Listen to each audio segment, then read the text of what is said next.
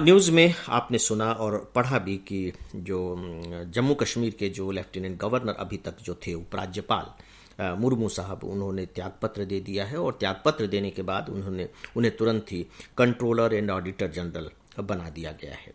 ठीक है। और मनोज सिन्हा जो हमारे पूरी इससे पहले केंद्रीय मंत्री रहे हैं, मुझे जहाँ तक ध्यान आ रहा है शायद हमारे संचार के और रेलवे राज्य मंत्री रहे हैं मनोज सिन्हा जी, उत्तर प्रदेश के रहने वाले हैं। उन्हें जम्मू कश्मीर का उपराज्यपाल बनाकर भेजा गया है। इनफैक्ट जो सीएजी के आज के विषय का जो मैंने चुनाव किया है वो इसी नई नियुक्ति को लेकर के ही, इसी के संदर्भ में किया है। उस पर हम लोग बाद में बातें करेंगे।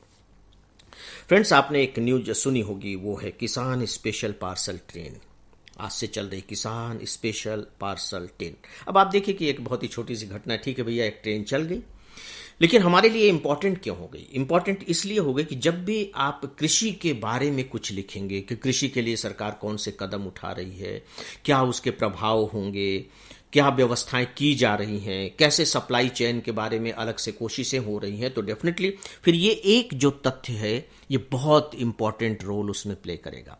क्योंकि इन्हीं बातों से जो एग्जामिनर है वो अनुमान लगा पाता है कि नहीं, आप एक बहुत ही सतर्क कैंडिडेट हैं, लगातार अपने समय से जुड़े होते हैं और जो घटनाएं होती हैं उन्हें बहुत बारीकी से देखते भी हैं और उनका उपयोग करना भी जानते हैं। उदाहरण के तौर पर आपको अगर ध्यान हो, मैंने इस बात की चर्चा की थी अपने खासकर बजट वाले विषय में कि सरकार ने ये घोषणा की है कि वो कृषि उत्पादों के लिए, लेकिन किस कृषि उत्पादों के लिए, वे जो पेरिशेबल हैं, यानी कि बहुत जल्दी जो नष्ट हो जाते हैं, जैसे सब्जियां हैं, फ्रूट्स हैं, फूल हैं, फ्लावर्स हैं, दूध है, मांस है, मछलियां हैं, तो ये बहुत जल्दी नष्ट हो जाने वाली चीजें हैं। तो इनके लिए वो स्पेशल ट्रेन चलाएगी और उसी संदर्भ में इस ट्रेन की शुरुआत आज हुई है। ये ट्रेन महाराष्ट्र से लेकर के उत्तर प्रदेश तक पहुंचेगी और महाराष्ट्र में एक जगह है देवलाली जो नासिक के पास में, वहां से ये ट्रेन चलेगी। और नासिक से इसको इसलिए चलाया गया है, आप लोगों को महाराष्ट्र के लोग तो खैर बहुत अच्छे तरीके से वाकिफ ही होंगे कि जो नासिक है वो वेजिटेबल, फ्रूट्स और फ्लावर्स के लिए बहुत फेमस है और वहां से इन वस्तुओं का जो उत्पादन होकर के और उत्तर भारत में बहुत ज्यादा मात्रा में भेजा जाता है। तो ये ट्रेन इस कमी को पूरा करेगी।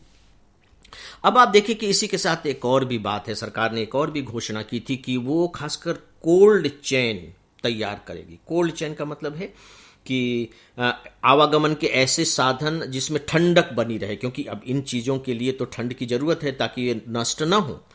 तो उसके लिए सरकार ने ये घोषणा की थी कि जो हमारे जो एक्सप्रेस ट्रेन हैं उनमें कुछ ऐसे रेफ्रिजरेटर वाले डब्बे लगा दिए जाएंगे, तो उनमें भी चीजें जाती रहेंगी। तो उसी के तहत आप एक कह लीजिए कि प्योरली इस तरह के कोल्ड चेन वाली ट्रेन चलाई गई है। तो आपके दिमाग में ये शब्द भी होना चाहिए, कोल्ड चेन। तो अब इस तरह के कोच भी बनाए जाएंगे। मुझे लगता है कि ये बहुत एक इंपॉर्टेंट घटना है। मित्रों, अखबारों में आपने पढ़ा होगा कि सिक्योरिटी काउंसिल की मीटिंग हुई, जो सुरक्षा हमारा जो यूएनओ है, यूएनओ की जो सुरक्षा परिषद है। पाकिस्तान को उम्मीद थी कि चीन तो उसका साथ दे ही रहा है और आप जानते हैं कि चीन तो उसका परमानेंट मेंबर है सिक्योरिटी काउंसिल का। तो उनको लग रहा था कि कश्मीर का मुद्दा वहां उठेगा, लेकिन कश्मीर का मुद्दा वहां नहीं उठाने की कोशिश भी की गई। तो वहां के सभी सदस्यों ने, ज्यादातर सदस्यों ने यही कहा कि नहीं, ये मामला भारत और पाकिस्तान का आपसी मामला है, इसमें हस्तक्षेप करने की कोई जरूरत नहीं है। हालांकि उस तरह की जो बैठक होती है उनका कोई रिकॉर्ड नहीं रखा जाता है। ये बात आपको इसलिए जानना जरूरी है कि यहाँ फिर से एक बार पाकिस्तान को निराशा का मुंह देखना पड़ा है और साथ ही भारत को जो विश्व स्तर पर समर्थन मिल रहा है वो एक बहुत ज्यादा मायने रखता है।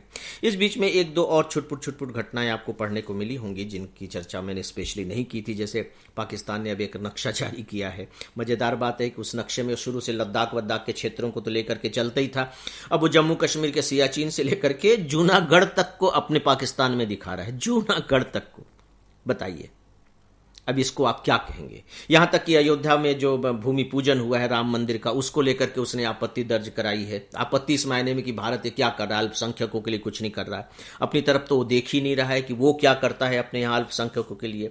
तो भारत ने इन दोनों मामलों में अपनी बहुत ही गहरी चिंता और प्रतिरोध व्यक्त किया है कि आंतरिक मामलों में इस तरह से हस्तक्षेप करने की जरूरत नहीं है। तो चूंकि भारत और पाकिस्तान, यूके और भारत और चाइना पड़ोसी देश होने के नाते सिविल सर्विस एग्जामिनेशन की दृष्टि से थोड़ा सा ज़्यादा मायने रखते हैं। तो जब भी बीच बीच में ये छोटी सी घटनाएं हों, आपको कोई बहुत ज़्यादा नोट्स बनाने की ज़रूरत नहीं है, एक पॉइंट नोट कर लीजिए, दोहराते रहिए ताकि दिमाग से वो निकल न जाए। और अगर कभी प्रश्न पूछे जाते हैं तो अगर आप लेटेस्ट चीज़ों का उल्लेख करेंगे तो वो आपके लिए ज़्यादा मार्क्स बटोरने वाले होंगे।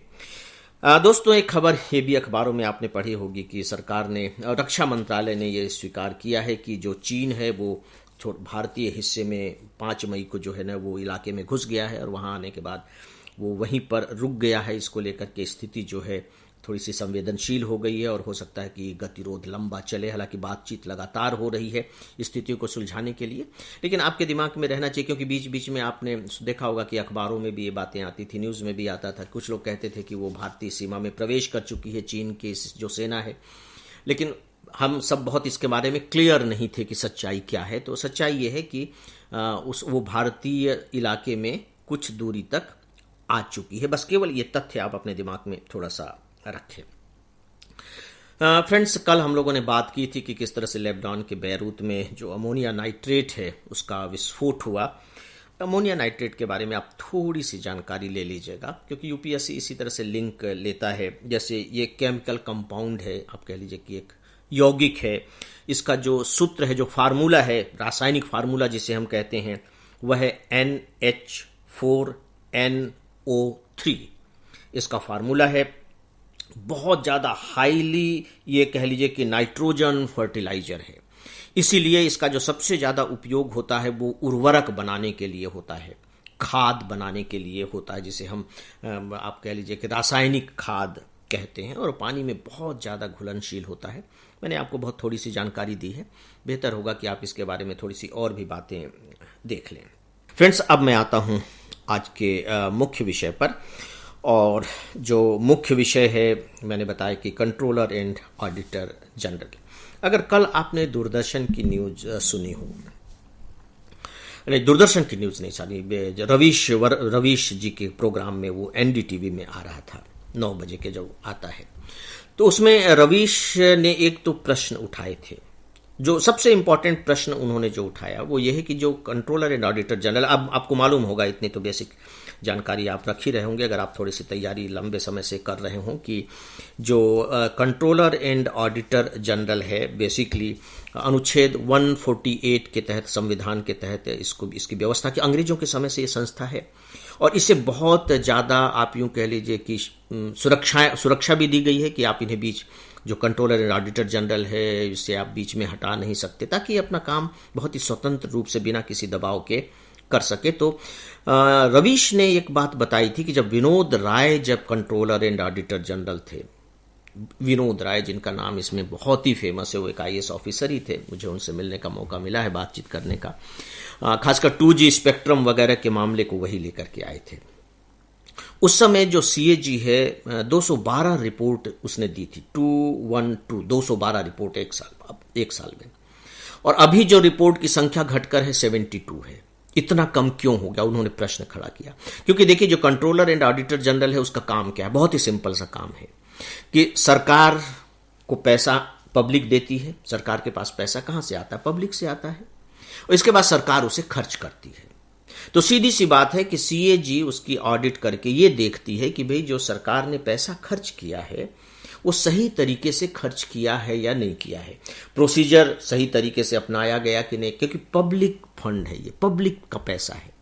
तो एक तरीके से आप यूँ कह लीजिए कि वह निगरानी करती है, एक्सपेंडिचर पर एक नियंत्रण रखती है। तो अगर संख्या कम होती जा रही है तो सीधी सी बात है कि ये क्यों कम हो रहा है भाई, क्या सरकार का कोई इस पर दबाव है और क्या है।